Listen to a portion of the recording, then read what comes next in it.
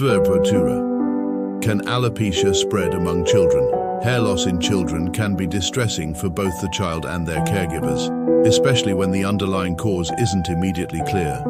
Alopecia, a condition that leads to hair loss, often raises concerns about whether it can spread from one child to another. To address these worries, it's essential to understand what alopecia is, its various forms, and the factors that influence its occurrence in children. Let's unpack these details to provide clarity and guidance. Understanding alopecia. Alopecia refers to hair loss that can occur on the scalp or elsewhere on the body. The condition varies widely, from mild thinning to complete hair loss. While it can affect anyone, alopecia in children can be particularly challenging. For kids, hair isn't just about appearance. It's closely tied to self-esteem and social confidence.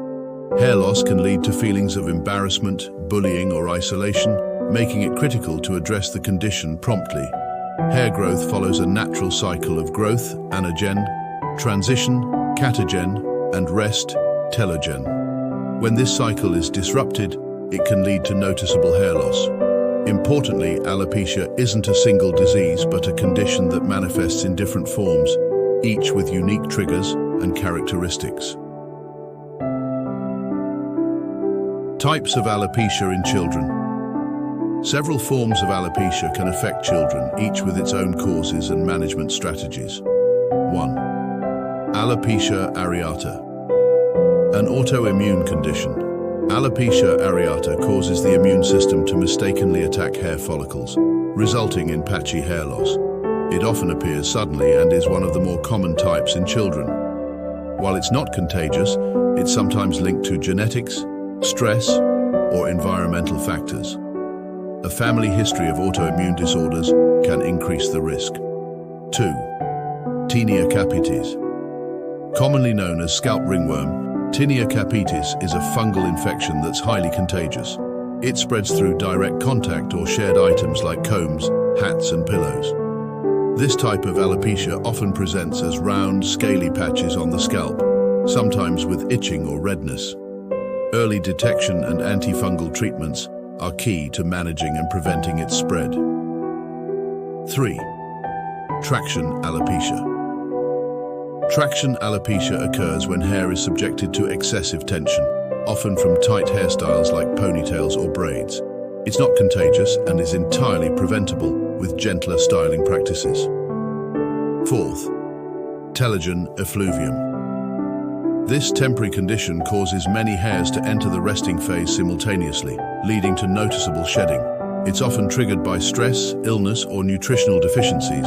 Although it can be alarming, it's not contagious and typically resolves when the underlying cause is addressed. 5.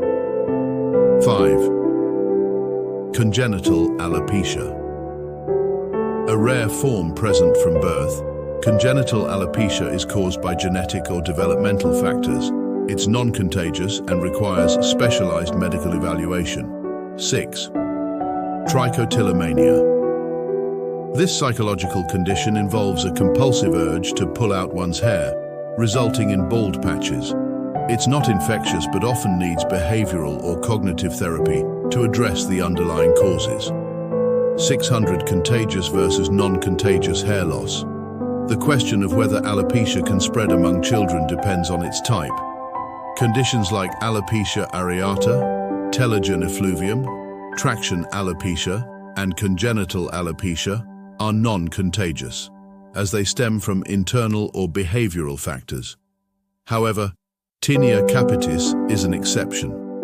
This fungal infection thrives in warm, moist environments and can easily spread through shared personal items or close contact, making hygiene and early treatment essential in group settings like schools. Preventing contagious hair loss. For conditions like Tinea capitis, prevention is straightforward. Teach children not to share personal items like combs or hats, encourage regular hair washing, and ensure they report symptoms like itching or scaling early. Prompt medical treatment can prevent further spread and discomfort. Addressing the emotional impact. Hair loss isn't just a physical issue.